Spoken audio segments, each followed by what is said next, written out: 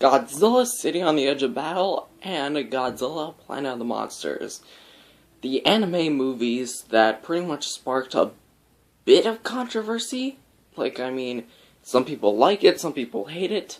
Where am I? Well, I'm gonna tell you. But first, roll the intro, please.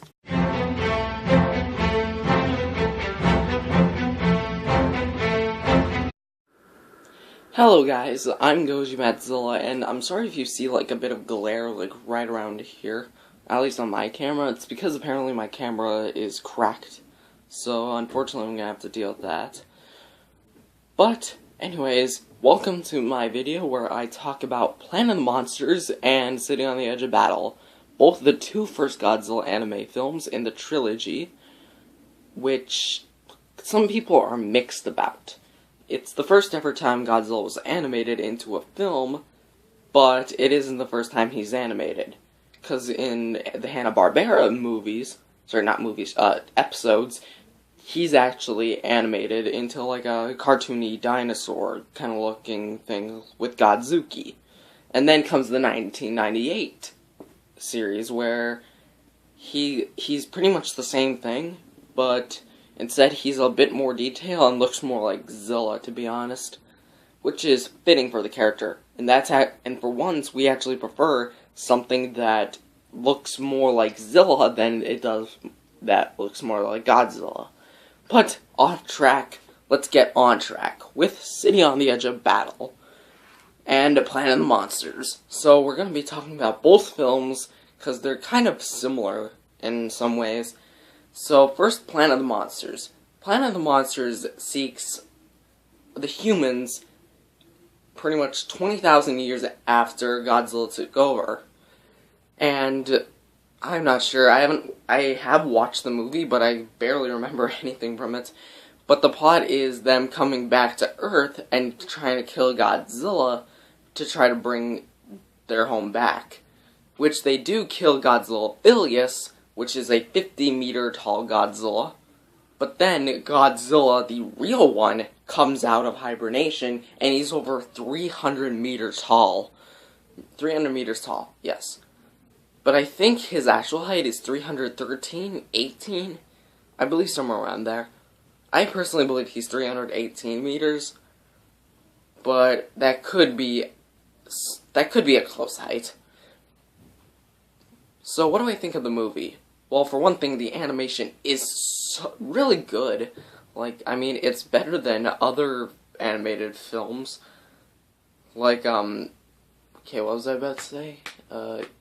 It looks different than other anime films. I've seen a couple of them, and most of them are 2D animated. This one is 3D, which looks really good, I must say.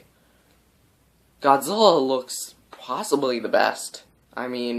2014, I prefer his design, but Earth really has a good design going for him. Same with Philius, but they're practically the same. Only difference is that Earth has a beard almost on his chin. I'm not sure what that's all about. Probably it's because Philius was a child and, I don't know, grew facial hair, if that even is hair. But Godzilla Earth looks amazing. The sound effects are pretty much mint on card. And here's where the problem comes in. Some of the characters are underdeveloped. Obviously, Haru is the most developed, because he's the main character, which he does have a bit of backstory. He's pretty much well developed. But the other characters are kind of hit and miss. Which, to me, Haru is the only one I can actually remember from that movie. Same with City on the Edge of Battle, which kind of gets a little better with character development. Which, now talking about City on the Edge of Battle, City on the Edge of Battle is mostly the same. They kind of use the same animation, but they do explore new locations, we get to meet new humans, and not to mention, we even get to see Godzilla in his new form, called, I believe, what was it called? Oh, hold on. Okay, apparently the name is Scarlet Godzilla. Took me a little while, because, kinda got a little distracted. Anyways. Yeah, Scarlet Godzilla, we see Scarlet Godzilla for like the first time, and he looks pretty good. If anything, he kind of looks like Burning Godzilla. But more on that later, in a different video. But what do I think of the two movies? Well, I think that Sitting on the Edge of Battle is kind of the... I think Sitting on the Edge of Battle is kind of the bad one of the two. I mean, both movies are good, but comparing them, they're kind of mixed bag. Planet of the Monsters got it correct. So for Planet of the Monsters, I'll give it an 8.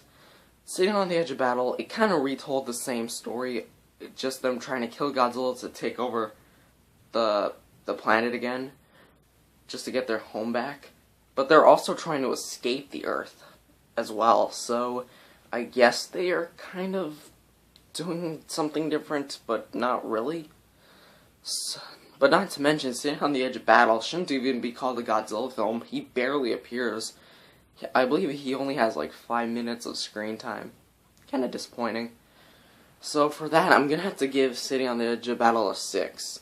So yeah, this was just a mini review. If you guys want more information, I guess suggest watching the movies themselves. They're available now on Netflix, and I'm waiting for the third film, Star Eater, I believe it's called. So wait till the third one, and I hope it's better, because it actually features King Ghidorah. So now we're getting 2 Godzilla movies out in the next few years, with Sitting on the Edge of Battle and King of the Monster. Sorry, not Sitting on the Edge of Battle. Man, I keep thinking of that film. Star Eater and King of the Monsters are both having King Ghidorah in it. Which movie will be better? Who knows? Wait till both movies come out, then I'll talk about them both.